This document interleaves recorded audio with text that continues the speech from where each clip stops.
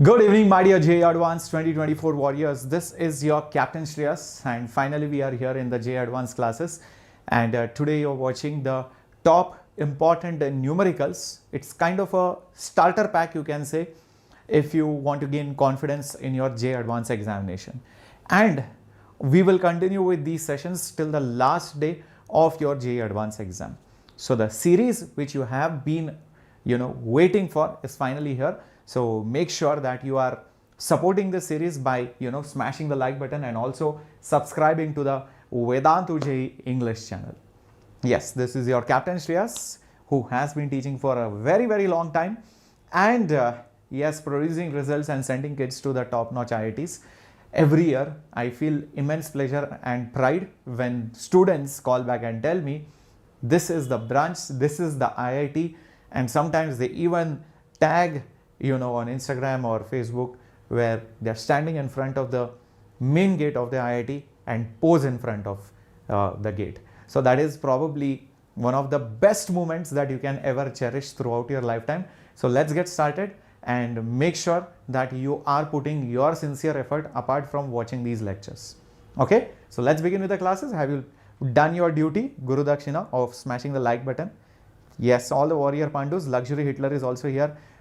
And so many students who are there with us right from the mains, even much before that, sometimes even 1 year.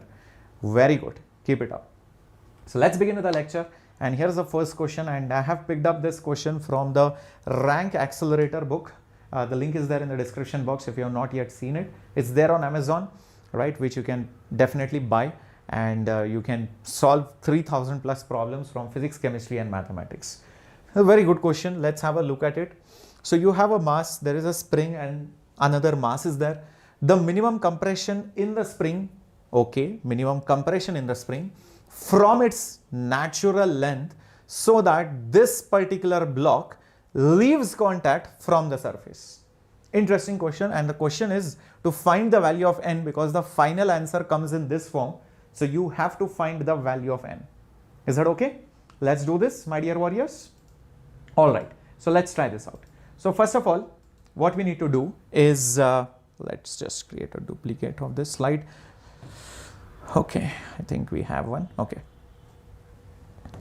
If this particular 2m mass has to leave contact, if it has to leave contact, what can you understand from it? If this block of mass 2m has to leave contact, it only means one thing. The weight of the 2m mass, which is 2mg, should be at least enough to the spring force, let's say kx. Only then the normal force acting on it is 0. So the block does not experience normal. The spring is going to pull it up, and that means the kx force is equal to 2mg. Rather, the extension is 2mg divided by k. Now, will this x be compression or will it be extension? Think logically. Think logically. The spring is pulling it. The spring is trying to pull it. That means the spring is in the expanded state. That's why it's trying to pull both the ends closer. If it was compressed, it will try to push them away. So because it is trying to pull it together, that's why the spring has to be extended. That means this mass is not over here in this current situation. This mass probably would be somewhere over here. And this would be probably x. This would be probably x. The spring is expanded, and on this 2m, if the force by the spring is upwards, on the mass m, the force by the spring will be downwards. So upwards and downwards, because action reaction kind of a thing, right? Both the ends will be pulled by the same force within the same spring. Till this point, everything is clear. Give me a thumbs up. Till this point, is everything clear? Let me know. Yes, Luxury Hitler, it will be expansion. Correct. If everything is clear, then let's proceed ahead. Cool. Now, understand one more thing. Understand one more thing. Once this situation is achieved, Will this mass have some velocity or will not have the velocity? That is another thing which we need to think. Okay. So first of all, let me go to the next slide. There are three situations. This situation is when it is in its natural position. The second situation is when it is over here. This is basically your x. And the last situation is when it is probably down here, when it was compressed. And let's say it was compressed by an amount y. It was compressed by some random amount y. You compress and leave it. When you just leave it, it was basically left from rest. So the velocity was 0. The velocity was 0. It was left from rest. Compressed, leave it. It accelerates. The spring begins to elongate. It will try to decelerate the mass and eventually it will stop. When it stops, if the elongation is not sufficient, then this block won't be lifted up. When this elongation stops, if the spring force is not enough, this 2m mass won't be lifted up. Do you guys agree with this? Do you guys agree? This block won't be lifted. That means this block should stop after quite a decent amount so that the elongation kx, elongation x is sufficient, spring force is decent enough to, lift up this block. So for the block to go decent amount, at least some bare minimum amount, so that 2m is lifted, just when m stops, just when this block stops, the spring force should be balancing the weight of 2m mass. So here it has just stopped and the elongation x, which we have found out here, is enough to lift up the block. Till this point everything is clear? Okay. So now if this much is clear, let's try to see. It started from rest. It just stopped. Just enough to lift up the block. It has just stopped to lift up the block. It started from rest, stopped at rest. During this journey, which equation, which concept, which law, which theorem can we apply? Can we apply kinematics? No, because it is not uniform acceleration. SHM maybe, but it might complicate things. I feel work, power, energy, or rather energy conservation is the best thing to do. Exactly, and mechanical energy is conserved. Why not? Mechanical energy is conserved because it's all spring forces, gravitational forces. So mechanical energy is conserved. So what is the initial energy at this location? If I assume this as my zero reference level, if this is my zero reference level, then what happens is, this is zero reference level. There is no gravitational energy, only the spring energy is there, and the spring potential energy will be half k y square. That's it. That is the only energy which is there. As it goes up, it gains gravitational potential energy by this much height. So it has gained a gravitational potential energy of mg x plus y, and the spring also gets elongated by x. So there is spring potential energy given by half k x square. Did you understand this equation? The spring energy here got converted into gravitational energy and a little bit in the remaining spring energy again because there was extension. So for arm compression, it has gone to extension, but obviously the extension will be lesser than the compression, right? Till this point, everything is clear? All right, very good. So now let's solve this, but before we solve, remember x value is 2 mg by k. I can see x value here and x value here. I just have to substitute this and see what do we get. So let me solve this first. So it will become half k y square is equal to mg x. X is nothing but 2 mg by k. So it is 2 times mg divided by k plus your mg into y plus half k x square, x is 2mg by k. So when I square it, it will become 4m square g square divided by k square. Multiply entire thing with 2 and let me also divide by k. What will I get? Multiply by 2, divide by k. I will get y square is equal to 2 2s are 4, 4m square g square, because I am dividing by k, so divided by k square, plus your mg, or rather 2mg by k times of y, and I am multiplying by 2 and dividing by k.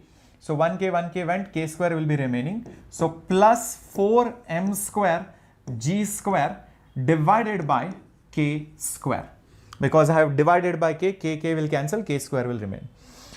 This looks like a quadratic equation, not in the best looking form, in the crude form. I can see y square, y and some constants. Let's arrange the constants together and y term, let me bring it here. So it will become y square minus 2mg by k into y.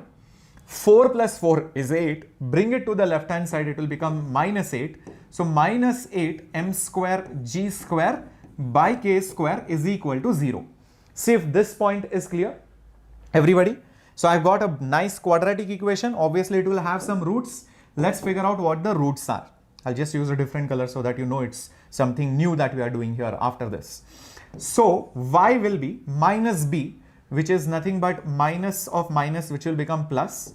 So 2mg divided by k, the whole thing divided by 2 times of a, the coefficient is basically 1, plus minus root of b square is this square, so 4m square g square divided by k square, minus 4 into a is 1 into c is negative 8, so plus 8, and this guy over here, which is m square g square divided by k square. Looks like a very, very complex term, but it is not. Trust me on this. 8 4s are 32. 32 plus 4 is 36. So it will become 36 m square g square by k square, which is a nice perfect square. Exactly. It is a perfect square. 4 plus 32 is 36. So 36 is a perfect square. So root of 36 is 6. So therefore, I am just trying to squeeze in things over here because I feel it might get completed. So 2mg divided by k plus minus 6mg divided by k, the whole thing divided by 2. Obviously, if I use the minus sign, doesn't make sense because the y value will come out to be negative, but our y should be a positive number because y is already assumed downwards, and if y comes out negative, that means it is not down, it is up, which will contradict our assumption that I had compressed the spring. Remember, the question itself was how much minimum compression is needed. So for the assumed direction of y, the y value has to be positive. So hence I'll just put the plus in green so that you understand we have to take the positive root. The negative root is invalid, so let's ignore that. And if I do the math correctly, so I'll get 2 plus 6, which is 8 times mg by k, the whole thing divided by 2, which is 4 times mg divided by k. If you see n plus 1 mg by k, so the value of n that I will get is nothing but 3. 3 plus 1 is 4. Let's check out whether the answer is 3. Yes, it is 3. Correct. The answer is 3 because the total value of the outside term should be 4. So 3 plus 1 is equal to 4. That's how you solve this question. Did you love this question? Yes or no? Okay. Sai Manoj, the thing is we do not have so much of CUET audience right now, and plus I don't want to focus on every single thing that is going on. The problem is then our core focus of JEE Advanced will go away, right? So our ultimate goal is IIT JEE and JEE Advanced. So, I want to get into the last 2-3 weeks completely into JEE Advanced. Cool. Did you love this question? Sir, can you please explain why did you take mg x plus y? Okay, I'll tell you why I have taken mg x plus y. See, the block was at natural length here. I compressed it. When I leave it, it will go up 𝑧𝒑𝒑𝒔. It will get extended and stop. So the total height by which it goes is not only y but also x. Y is compression, x is extension, because you are measuring this as the natural length. But I have taken this line as the zero potential energy line. Remember, for gravitation, you can take any line as your zero reference. So that is the reason I have done it. Otherwise, if you take this as zero reference, then on the left hand side, you will have to put minus mgy. Left hand side. It is the same thing, because if you put minus mgy, if you shift it here, it will become plus mgy. Cool? If you take this 0, this will be negative energy, this will be positive. It's one and the same thing. Okay? Mathematics won't change. Everyone clear? Sandy, JEE Advanced is not tough, JEE Advanced is interesting. If you feel JEE Advanced is tough, then 100% it is difficult to crack it. If you enjoy JEE Advanced, only then you can crack it. That is the simple rule. You cannot be bored, you cannot feel that it is tough, you cannot feel that it is not my cup of tea and aim to get into IIT. That is not possible only. If you want the good branches, good IIT, decent branches also, decent IIT is also not possible. So you have to enjoy the process, you have to love the problem. Wow, such a nice problem. Oh my God, this is so cool. Only then you will be interested, motivated, and your mind will think in the right direction. Correct me if I'm wrong. You can ask any senior, any person who has cracked JEE Advanced. Oh, by the way, this problem was from your rank accelerator book, and these kind of problems are there, 3000 problems. I feel you should solve as many questions as possible in the last few days from this particular book. The link is there in the description box. It will take you to the Amazon website where you can order. It's available for 1,499 rupees. All the 3 books together, it will be couriered to you within a day or two, depending on which city you stay in. A charge of 1 microcoulomb is given to one plate of a parallel plate capacitor of capacitance 0.1 microfarad, and a charge of 2 microcoulomb is given to the other plate. Find the potential difference in volts developed between the plates. What is strange between these two questions? What is strange in this question? Think and tell me. Come on. What is strange in this question? Read the question carefully, you will understand that in this particular capacitor which you have, charge of 1 microcoulomb is given to one plate and the other plate is given 2 microcoulomb. When I write Q is equal to CV, what is this charge going to be? Because if I want to find the voltage, I know the capacitance. Can I take the charge as 1 or 2 or 1.5, the average, or it is completely different? That is the problem. Did you understand it? Did you see the difference? Are you able to identify that this is not your usual stuff? Okay. So, do not say, sir, I will take the average. That is bakwas. That is not what you are going to do. Okay, so what to do? Let's understand the basic theory. Go back to the basic theory of Gauss law plates problems, where you have multiple plates and some charges are there on the plates. The charges will redistribute themselves to lower their energy, and you will see the opposite surfaces develop opposite charges of equal magnitude, and the outermost surfaces develop the total charge divided by 2. Equal charges are developed on the outermost surface. Now, if you count the total charge, the total charge is obviously 3 microcoulomb.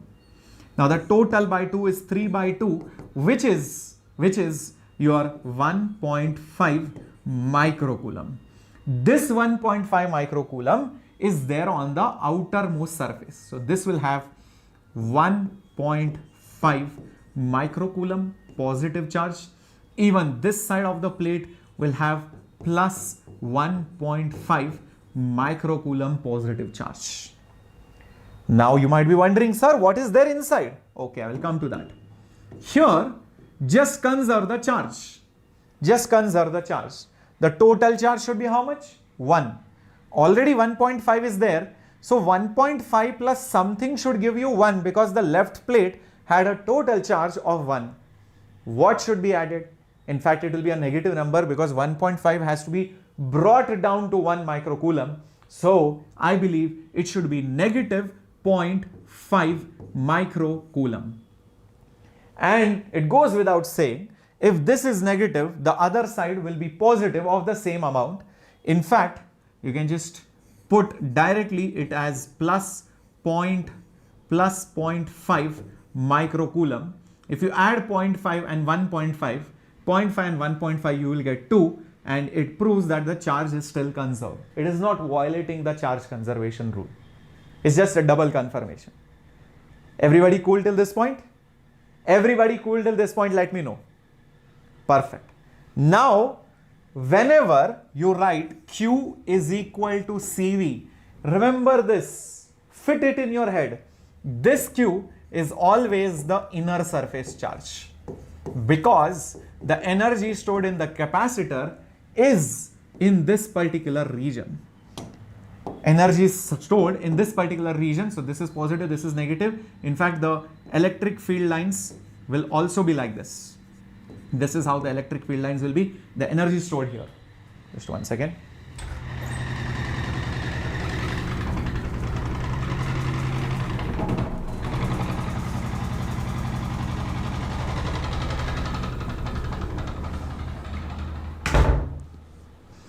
Oh, sorry guys, that was a washing machine and I just turned on the washing machine. It was shaking like crazy. I thought it's going to explode, but hopefully it is fine.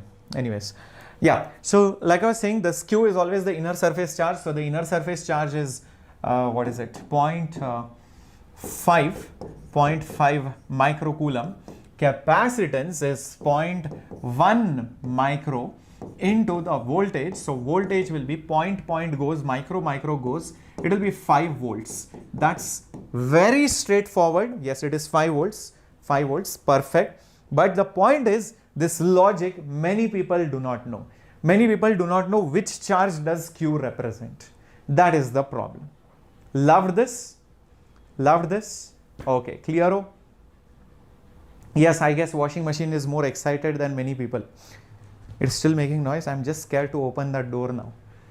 I just hope after the class I have a shirt for tomorrow. Okay. The displacement equation of a particle is 3 sine 2t plus 4 cos 2t, the product of the magnitude of the amplitude and the magnitude of the maximum velocity will be the product of the magnitude of the amplitude and the maximum velocity. Wow, this is crazy. So let's identify, first of all, what does it say? Magnitude of the amplitude means A. Magnitude of the maximum velocity means maximum speed, which is A omega. So I have to multiply both of them. So what is being asked is A square omega. A square omega is how much? Okay. So we have to find the amplitude, we have to find the omega. That is one straight away thing which you can directly understand from this last line. The given statement is displacement is 3 sine 2t plus 4 cos 2t.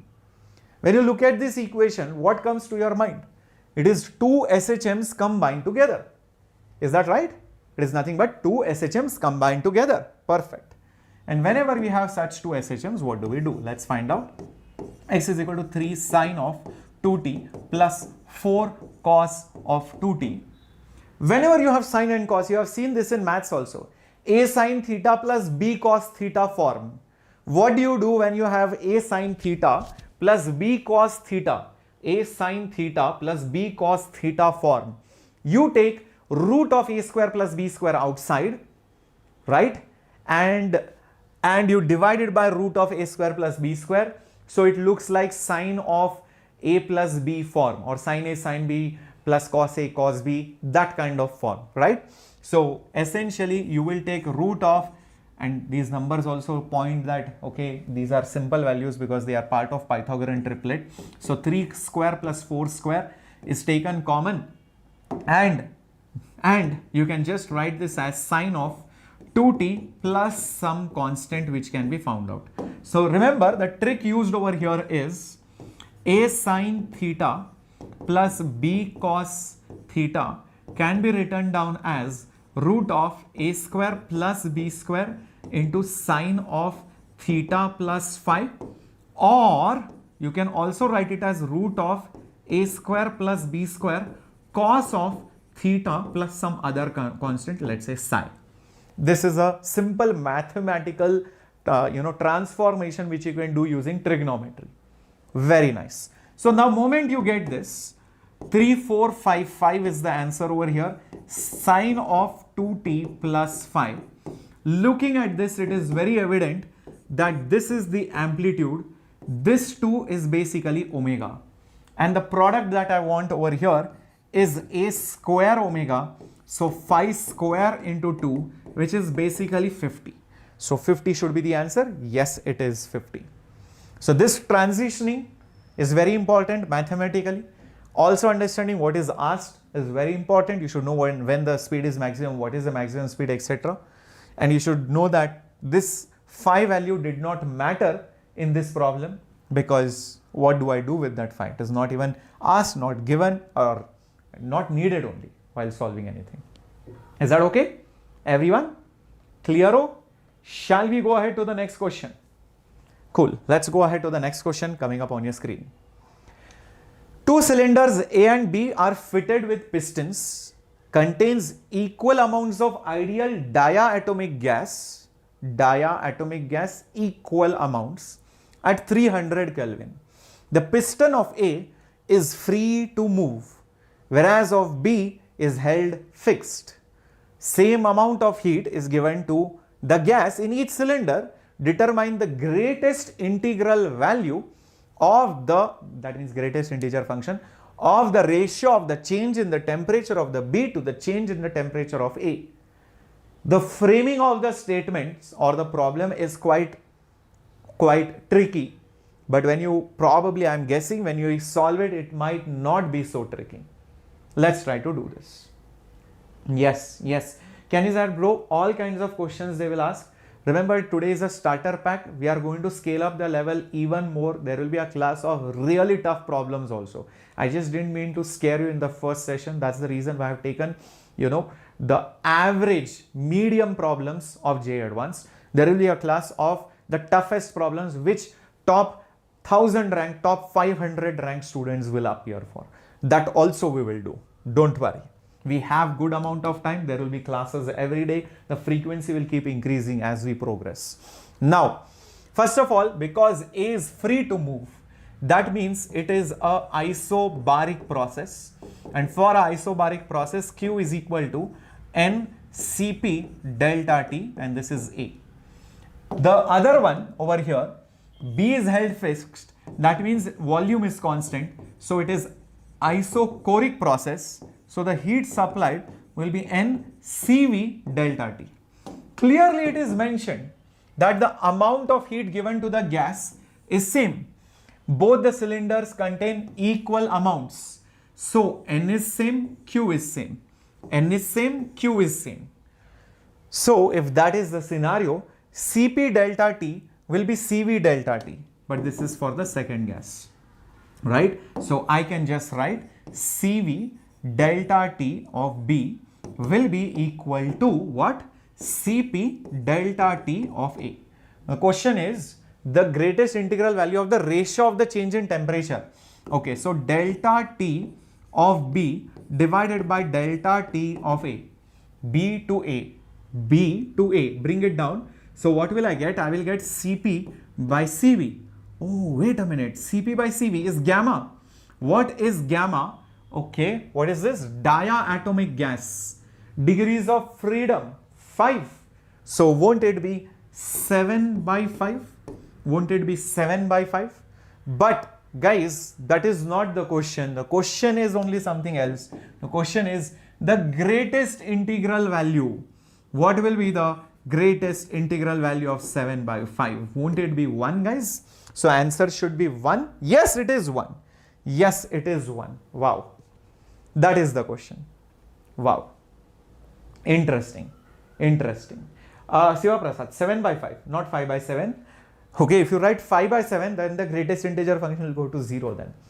Okay, be careful. Yeah, it is 7 by 5 because CP was on the top, CV was below. So you need to be little careful. Yes, correct. So it was asked delta TB by TA. Many people, what they do, in the hurry, in the tension, in that nervousness, you will find delta TA by TB. But look over here, they have asked B divided by A, not A divided by B. Okay, so always give what the examiner has asked, not what you want to.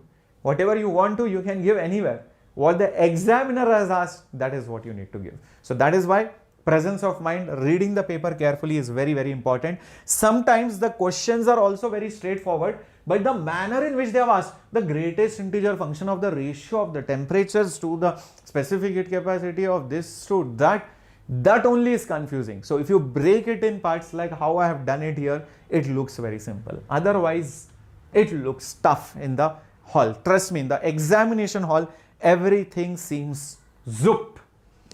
A solid sphere, radius r, has a charge distributed in its volume with the density given as k is some constant, r raised to a number, that number is also a constant. What is the power of r? I don't know. It's an unknown. In fact, if I'm not wrong, we have to find that a which it is raised to. What is the power of r? That is what is asked. Yes. Yes, exactly, honey syrup. These are the kind of questions why you like JEE Advanced. Okay, some people don't like it because some people want, sir, I should get a question which is very simple to understand, but it should be fun to solve. This is very complex to understand, but very easy to solve. So you have both the kinds of questions. Solution is easy. Understanding is a problem. Understanding is easy, but I don't know how to proceed only. Both kind of questions have their own fun, right? Okay. If the field at r is equal to r by 2 is 1/8, that at r is equal to r is some radius of the sphere. Okay, what is the value of a? Wow, brilliant question. I feel I will have to create a duplicate. I might need multiple slides, I guess. Let's see. Okay. Good evening, Akshay. Good evening. Hello, Suchi Mama. Nice to see you over here. Yes, 𝑬𝒔𝒑𝒔. I know for the previous one you wrote A by B. And guys, you must get your friends to this channel for JEE Advanced, what you guys are preparing for. We will have amazing time, trust me, every day. The more problems you see, the more fun we'll have. And we'll take some problems from the Rank Accelerator book also. Every day, few problems from the Rank Accelerator book so that you build that confidence. Keep that book in front of you. Remember, the more problems you solve, the better it is. And I feel if you solve all the problems with PYQs, I am 100% sure you will be sending me a photo from IIT campus. Now over here, the density of the charge itself is changing and the field ratio is 1:8. Field charge Gauss law. That is the only thing which I can think of. Is that right? Field charge relation is Gauss law. So I think that is what we need to think about. So let's say for example, if I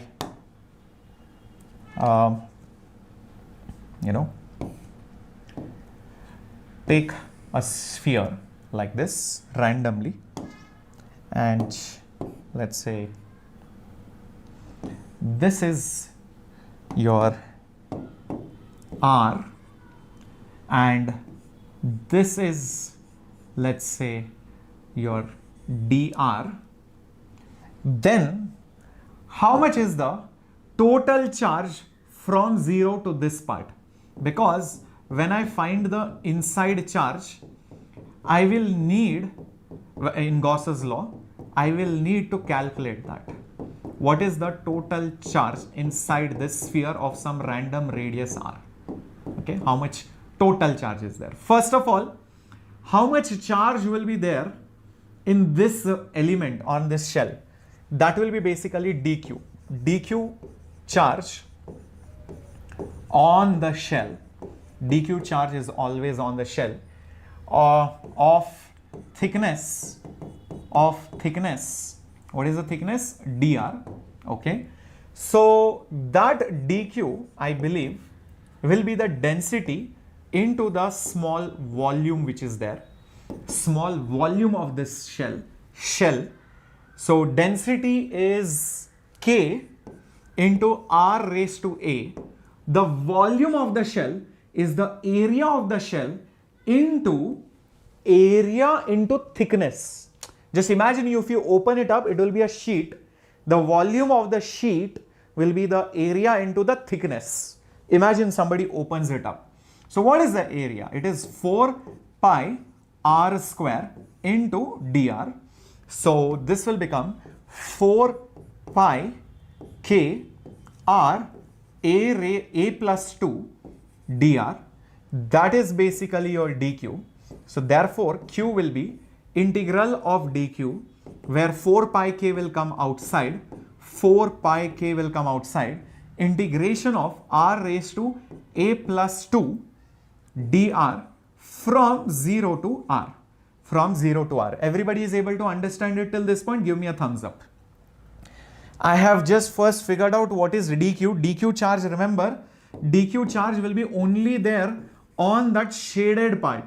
But from here till here, that is the total yellow dots, the total charge, I'll have to find by integrating many such dq's, small dq, dq, dq, dq, dq. You integrate the total charge, I will get the total charge on that entire solid sphere. It is not a uniform distribution. It is not uniform distribution. That's why I cannot multiply density with volume directly. I have to break it into small shells. Now what is the integration of this? Let's find it out. So it will be 4 pi k r raised to a plus 2 plus 1. So it will be r raised to a plus 3 divided by a plus 3 minus 0, because when you put r as 0, it will become 0. So I feel this is the value that you should get of the charge which is there. So I'll just put it over here for simplifications. So minus 0, because I have put limits in definite integration. So 4 pi k divided by a plus 3, and here we have r raised to a plus 3. That is the charge. That is the charge till any radius. Now why did I find this out? Let's figure it out. So guys, here is the catch. Let's go over here. Okay. So consider a point which is r by 2, and consider another point which is basically r only. Consider another point which is r only. Okay. Okay. So basically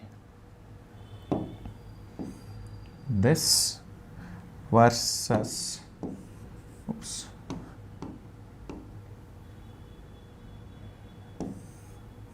this. Okay. So this is r by 2, this is r by 2, and this is capital R. At this point, whatever the field is, and at this point, whatever the field is in the ratio 1:8. That is what the question says. Okay.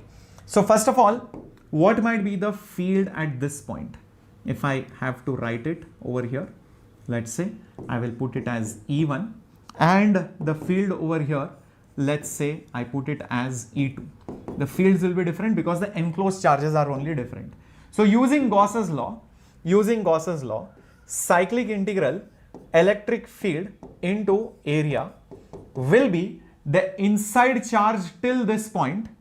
So use this formula which I just derived, 4 pi k by a plus 3, 4 pi k by a plus 3, and r will be, small r will be what? Small r will be what?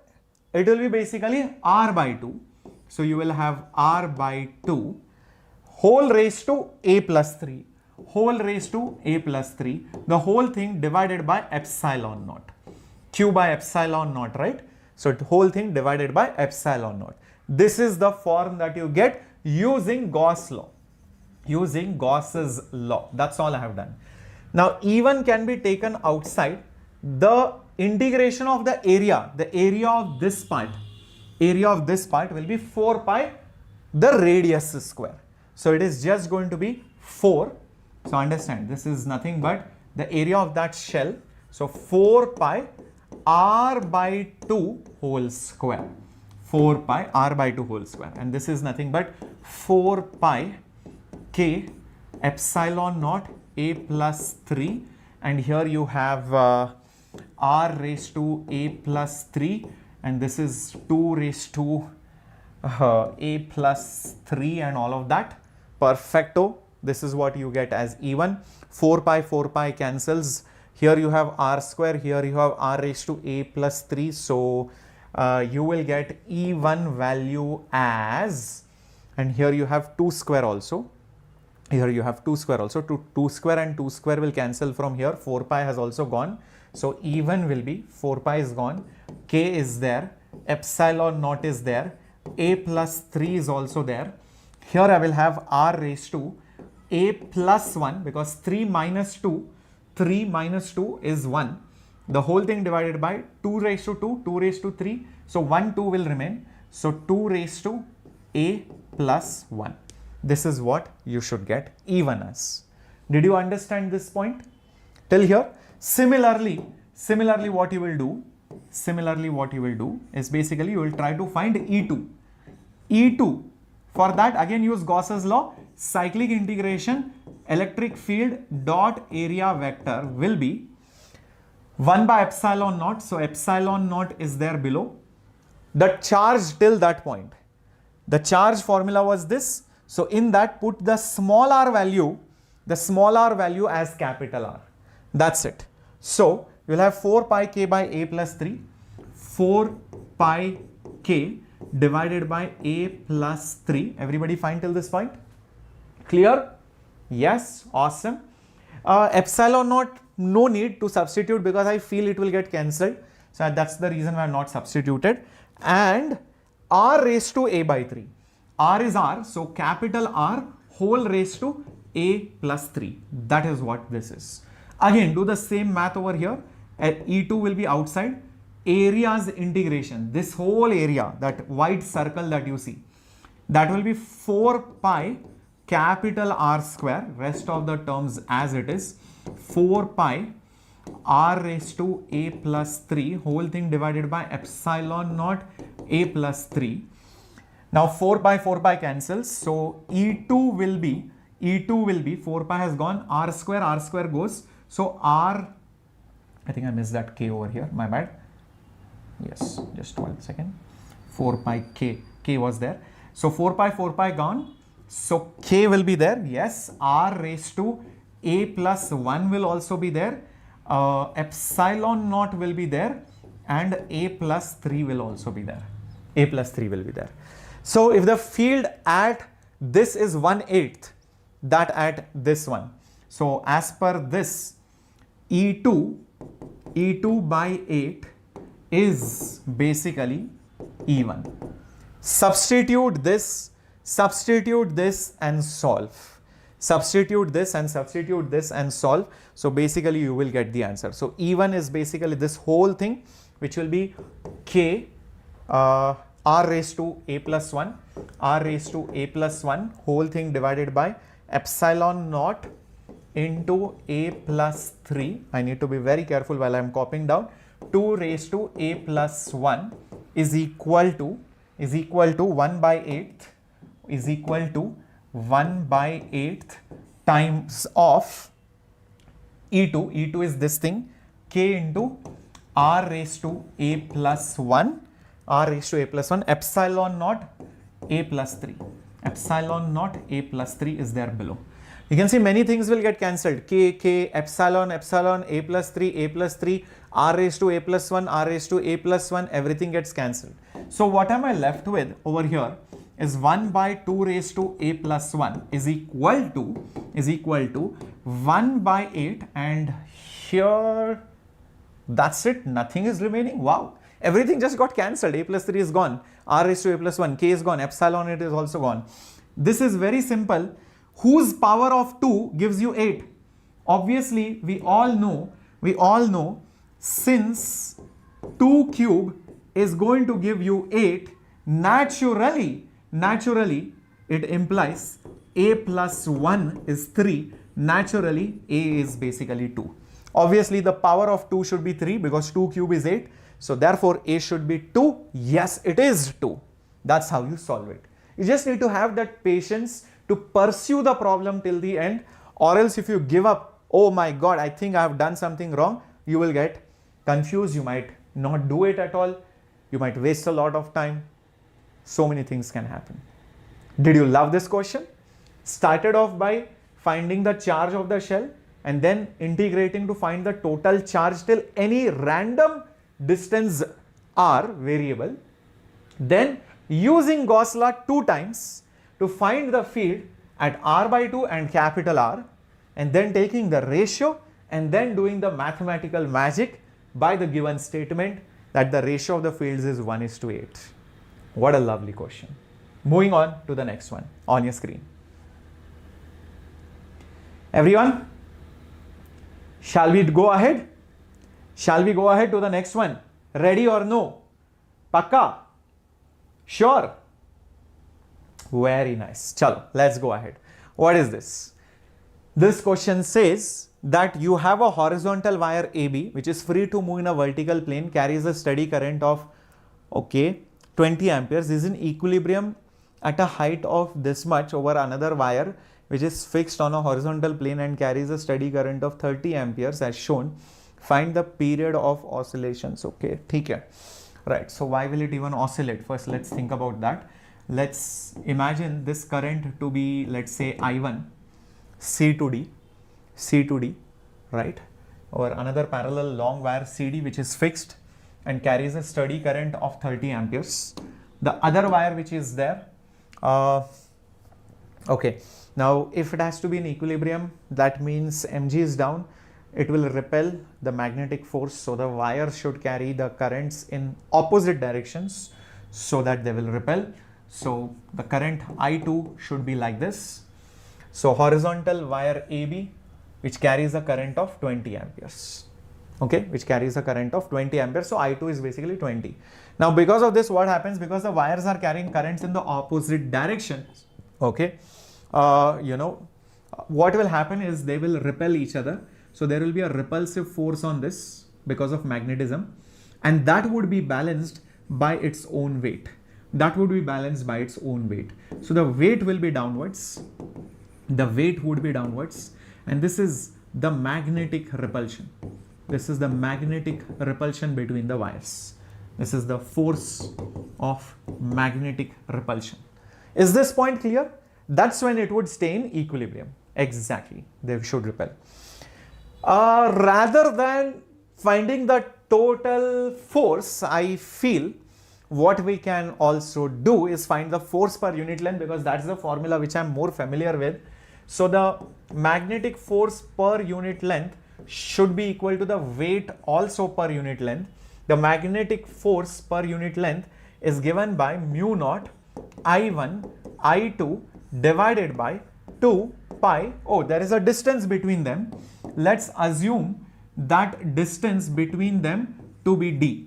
Let's assume that distance to be d. So 2 pi d, that is the force per unit length. And on the right hand side, I will have mg divided by, what is there? Steady current. Okay, mass is given. Long wire, no, it's not given. Okay, mg by L, that is what it is. Is this point clear till this here? Everybody with me? Everybody with me? Perfecto? Awesome. Very good. Okay. Now, just imagine, okay, probably I had to create one more duplicate so that I get more space. Now just imagine, instead of this distance d, let's assume that it was some variable distance. Let's say x. Then the force will change. Which force will change? This magnetic force will change. Weight won't change. This weight will be constant. Obviously, mg will remain always mg. This will vary. And the moment it begins to change, that can act like a restoring force, right? That can act like a spring-like force. And if it acts like a spring-like force, it will have oscillations. So I just have to show somehow the force is proportional to x. I just have to show somehow that the force is proportional to x. Length is not given. Length is not given. We will see what to do. I know length is not given, don't worry about it. So now the generic force of magnetism per unit length is given by mu naught I1 I2 divided by 2 pi x. Now just imagine, if I differentiate this, I will get the change of the force for a small displacement delta x. Is that right? I'll get a small change of the force. How much will that force change for a small displacement? So how about differentiating this? dFm by dx, okay, this is 1 by L as it is equal to mu naught I1 I2 divided by 2 pi x. Let me take it on the top, so derivative of x raised to minus 1. What will this come out to be? This will come out to be mu naught I1 I2 divided by 2 pi x raised to negative 1's derivative will be minus 1, x raised to minus 2, right? So this will become the force change per unit length is equal to mu naught I1 I2. I'm just interested magnitude wise, so I'll forget the minus sign. I don't care about the minus sign. So divided by 2 pi, dx has gone on the top, x square will be below and dx is on the top. Can you now see the force per unit length is proportional to the length? The force, observe this carefully, the force per unit length is proportional to the change, the displacement. What is this? This dx represents displacement and it is directly proportional to that. That means it is like our restoring force. It is a restoring in nature. This is per unit length. Everything we are talking per unit length. Wow, this is amazing. So whatever is over here is our k value. But wait a minute, what do I put the value of x as? That value of x, that x will not change much, because think about it, this is small displacement. I think they should have given small displacement somewhere. If they are not given, we'll assume it. Otherwise, we will not be able to prove only it is a SHM. Okay. Parallel. Okay. Period of small oscillations. The word is missing. It should have been given small oscillations. So the x value, imagine if it was some 2 meters, it will become 2.01 meters, 1.99 meters, 2.005 meters, 1.998 meters. So what is the approx value of x? Always it is basically 2. It is basically 2. Is that right? So can I just say this value of x technically, is approximately always d. So it will be basically d square. It is basically d square. Everybody fine till this point? Everybody fine till this point? So let's see what is happening. Let's see what is happening over here now. Very, very interesting, guys. Pay close attention. We are going to do some manipulations. So our restoring force per unit length is equal to mu naught I1 I2 by 2 pi d into 1 by d. The reason why I wrote it as 1 by d is because I know mu naught I1 I2 by 2 pi d is there over here. I wanted to use it. That's why I deliberately split it. And this dx is your displacement. So I'll just put that dx over here. Now please understand, guys, this term which you are seeing over here, mu naught I1 I2 by 2 pi d, is right over here, mu naught I1 I2 by 2 pi d, which is mg by L, which is nothing but mg by L. So why not replace it as mg by L? Why not replace it as mg by L? So rest of the things will follow. The df, the force per unit length, is mg by L into our displacement. L just got cancelled. That's the best part about the problem. It just got cancelled. Wow. Exactly. It just got cancelled. And the force was proportional to the displacement. So whatever is over here is like your spring constant,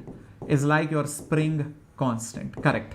So therefore, our time period, now we are going to a different concept, to 2 pi root of m by k. I think the time period is asked, right? So m by k, that k value will be basically mg,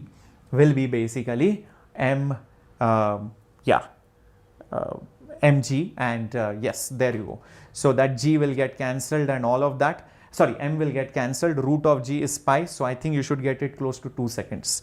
I think we have missed some 10 somewhere or something. Just check it out. Root g, period of oscillations, force per unit length, yes, we have done this also, fair enough, at point, yeah. Oh, I think I forgot that d over here, yeah, correct. I think I forgot that d. I'm so sorry guys, this d was here, so sorry. This d was supposed to be here, it slipped out of my mind. So mg by d, so that d should come over here, correct. Yes, now I think it should be fair enough. M will get cancelled, so it will be 2 pi root of d by g, or else dimensionally only it wouldn't be correct. Yeah, so d value is basically, you know, 0.01, which is 1/100th, and we all know root of g approximately is pi only. Root of g is approximately pi. Root of d is root of 0.01. Pi cancels, so 2 into 0.1, which is going to be 0.2 seconds. That is the answer, correct. 0.2 seconds. There you go. Perfect. Awesome. Awesome. Did you love this question? Did you love this question? Isn't it amazing? Isn't it amazing, guys? The way we solved it, and everything we have done force per unit length. We maintained that till the end, and we saw magically length disappeared. Else, why do you think L would not be given? L is not given because it is not needed, unless it is a bonus question, but it is not. It was not needed. So it will, so remember, JEE people, IIT JEE people, they will give minimal information as possible. You might start thinking, doubting yourself, or doubting the question, why is it not given? How can I solve the question without this data? But actually, when you start solving, you realize, oh, it just got cancelled. Sometimes they do the exact opposite. They give you one additional or two additional pieces of data which might not be needed throughout the problem. And then you start wondering, why was this even given? So all the two extremes or both the extremes can happen. Minimal data where you start questioning like over here, or redundant data which is never used throughout the problem. Both cases are possible because it is IIT JEE Advanced. Let's go to the next question. Oh, that's a homework question. So guys, this homework question, I would love you to put up the answer in the comment section. I want to see how many serious aspirants are there. I think it's a question on photoelectric effect and saturation current and source. So it has some concept of light waves as well. So hopefully you enjoyed this class. Post the answers in the comment section. And if you don't have anything to say, at least you can say JEE will be mine. That will build up some confidence, right, for all of you. Yep. So we'll be having the next class again very soon. Yeah. So tomorrow we'll be having maths, day after tomorrow chemistry. So we are going to have continuous JEE Advanced classes till the end. Okay. So support this particular video, or else I will feel that you are not interested in JEE Advanced. Get all your friends to watch these classes. Bye bye. Captain Shreyas signing off. Hasta la vista.